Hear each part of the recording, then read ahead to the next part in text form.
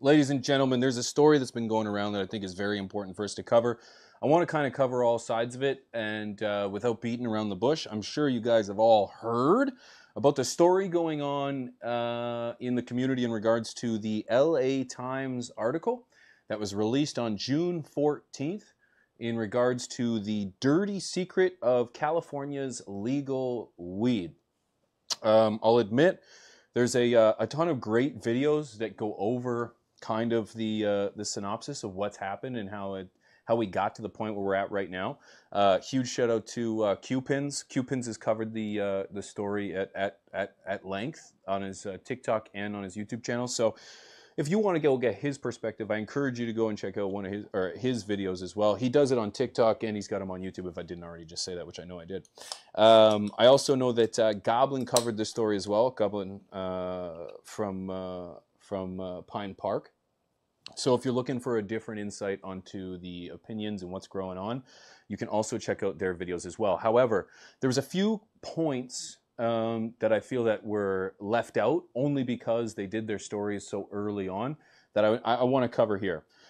In particular, the first thing that I want to have a discussion in regards to is the fact that the LA Times released an article that is essentially about the amount of pesticides that have been found in legal California weed, in particular carts, but not solely alone. To me, before I dive into it, to me this would be a matter of public health. This is a matter of concern. This would be a matter of spreading awareness to as many people as possible to avoid the unfortunate downside that comes with pesticides and products, which in many cases could be death. For them to hide it behind a paywall is kind of frustrating to me. Immediately, I kind of get the feeling that there's more to the story and that this is really just an opportunity for a hit piece on legal weed in California. Okay? That is the first thing that comes to mind when I try to read the article but can't because it's behind a fucking paywall. That to me is irritating, incredibly irritating, and it almost shows, because not every article on LA Times is behind a paywall, just some of them. And so it kind of leads me to believe that why wouldn't you put something of such priority behind a paywall? Why would you do that? So needless to say, it's very tough for me to swallow this pill right off the bat. So with that being said, I had to scour the internet because I was not about to pay for a subscription to LA Times. I don't care. This to me is often fabricated media that I'm not interested in. However, this particular article has hit my community but with waves, and I feel it's only necessary that we speak on it and so look at it. And naturally, I felt it was in my best interest to bootleg it and find it somewhere else. And well, gosh be have it, Yahoo News had it right there. So huge shout out to Yahoo News and the ability to pretty much just get the exact same article without some of the links. Okay, am I admitting to boot? No, it's freely accessible information. I didn't do anything. I just found it on the internet, and you can do the same thing. So needless to say, we have an article here by the LA Times that tries to convince us, or at least portrays the idea, that there have been a number of violations in regards to the amount of pesticides in legal product across California. How could this be? Well, if you didn't know, regulation in California in regards to the use of pesticides in growing cannabis is almost non-existent. The regulators aren't doing anything, and it's proven because there hasn't been any changes to the regulatory body since 2018. So with that being known, here we are with an LA Times article suggesting that there's pesticides in product. So it goes 25 of 42 legal products that the Times and the Weed Week, and if you're anything like me, you had no idea who or what the Weed Week was until June 14th, and or you still have no idea. But let me tell you, I saved you the hassle to go and figure it out. It's essentially another publication website where the main focus is to spread, or not spread, but share news and publications, and they have a podcast as well. So I tried to figure it out if there was any kind of ties between Weed Week and anyone in the cannabis industry, and my limited search found nothing of significance. Because I just naturally, I know that the LA Times has a ton of interest in trying to put out a hit piece to the legal weed industry. I'm just trying to figure out if Weed Week has one too. I couldn't find one. So they purchased from retail stores and had tested at private labs, showed concentrations of pesticides either above levels of state allowance or at levels that exceeded federal standards for tobacco. The contaminants include chemicals tied to cancer, liver failure, thyroid disease, and genetic and neurologic harm to users and unborn children.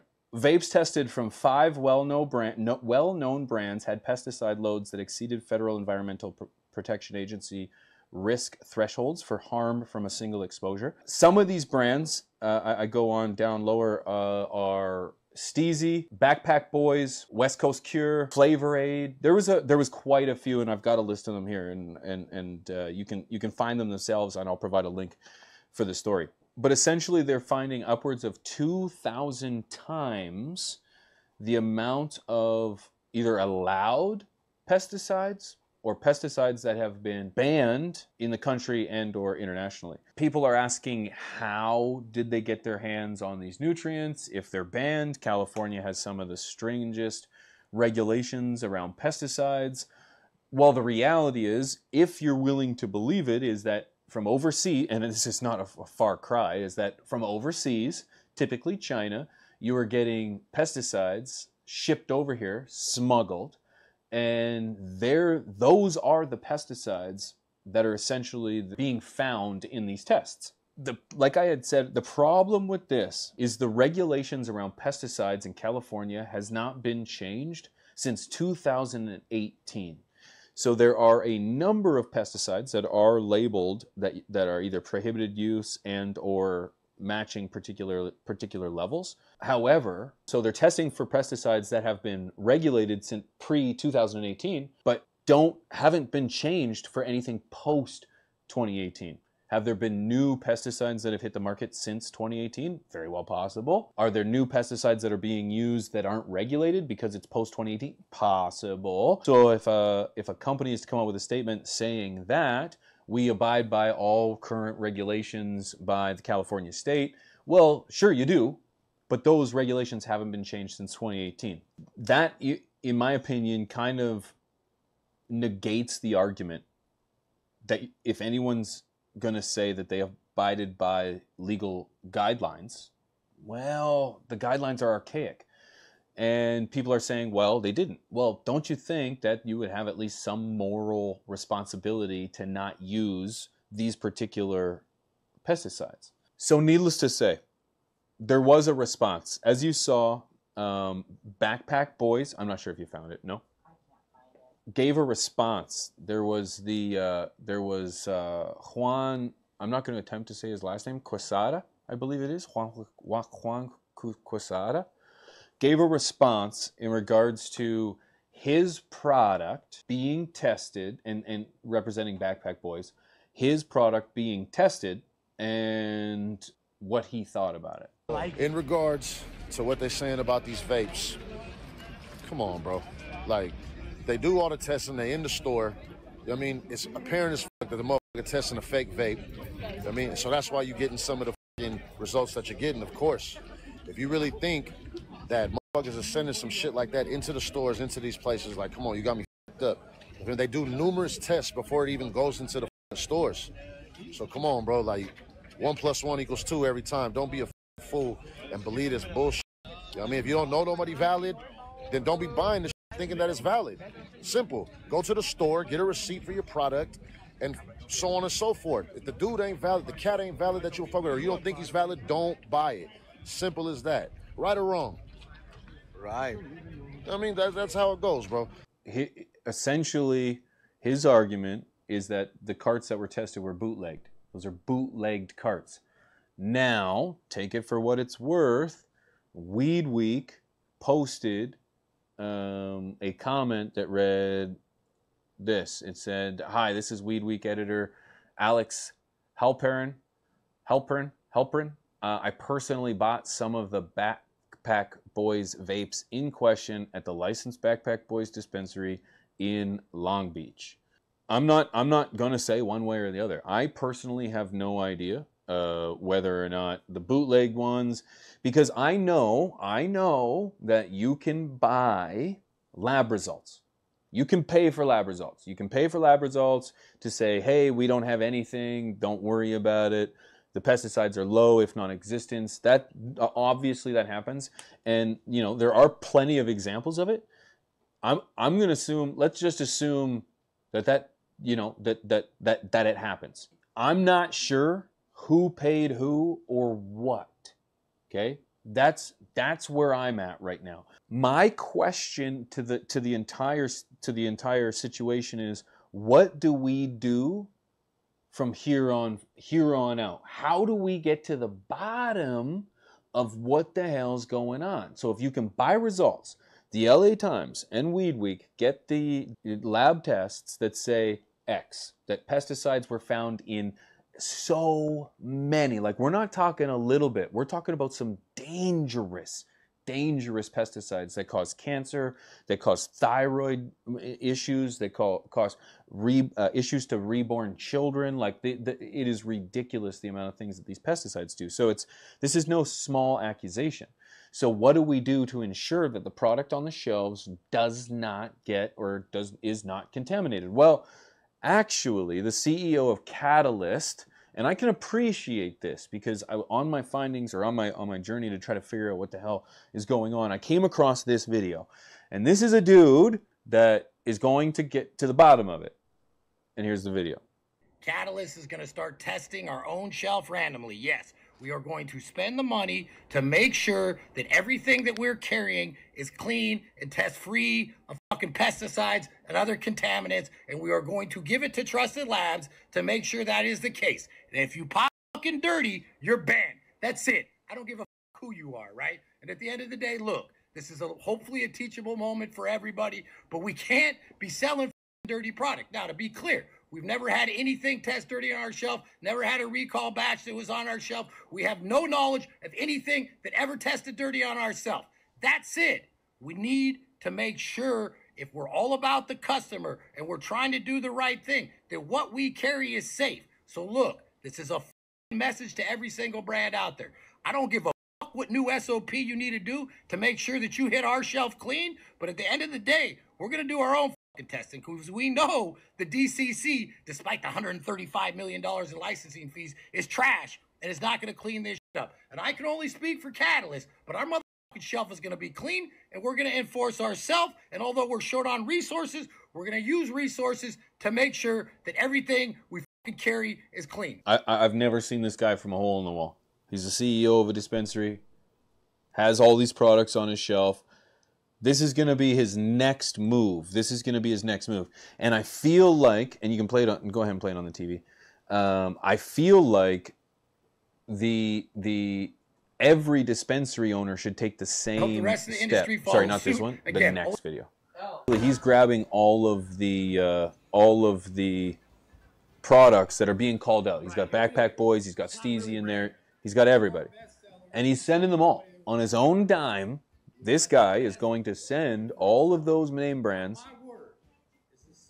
He's going to send it out. So, sorry, turn him up right here. All right, here he is. It's not really random. Go Gadget. All our best sellers and anybody that was in that article. His best sellers. We will let the test speak for itself. But you got my word. As the CEO of this company, anything that has a Catalyst name on it, going to be clean, motherfucking vapes for the people. Okay, so it was a little quiet there for a second, but if you didn't hear, like I said, I don't know this guy from a hole in the wall, but he's saying that using his own money, so he's taking product from these people. He's going to use his own money to then send some of that product to a test on his own dime to see what kind of results come back. I think it's pretty black and white, if you ask me, in terms of what's going to happen.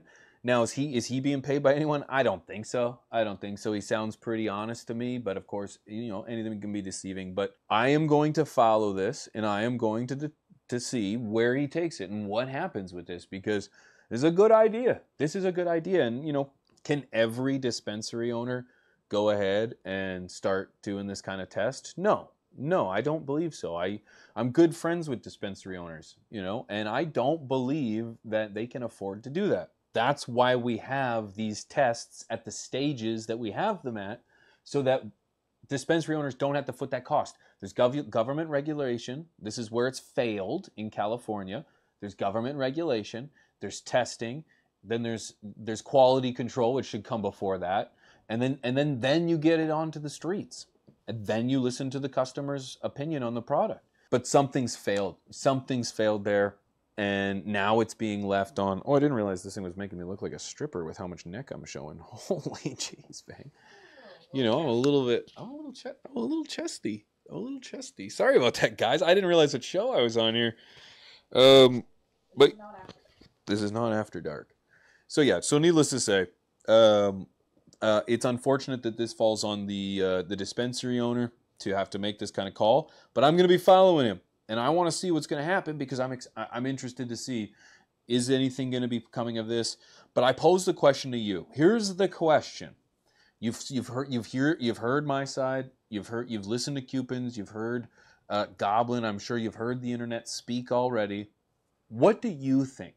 What do you think in regards to either A, the LA Times is on to something here. There is the evidence does suggest that there's a failure at the regulation level, that there is not enough scrutiny. If you read the article, there has been complaints, and there's been valid complaints. There's complaints from a guy who made like 45 of like the 80 complaints or something. The thing is there's legitimate complaints. There's a legitimate problem, but is it, as the LA Times says, or is this a hit piece? Is this another hit piece to power the advocates who are against our community and against the advocation of this plant and of the proliferation of legalization and awareness, that want to use these kind of weapons as tools? Is this fueled by big pharma? Is this fueled by big tobacco? Is this fueled by who's funding these kind of articles? Or is it in the LA's Times interest to say nobody's funding this article, that's why it's under a paywall? I want to ask you, what do you think? You can @ me at Pigeons420 over on Twitter, or X, formerly known as Twitter. You can follow me. It's I actually think that Elon's thinking about changing that logo. So @ me at Pigeons420 over on X. I want to hear from you. What do you think? And if there's a story that you've been hearing or listening to that speaks to you or is on your radar, please don't hesitate to get a hold of me, because I want to hear from you. I live in a little bubble, and that little bubble doesn't always include all the right information.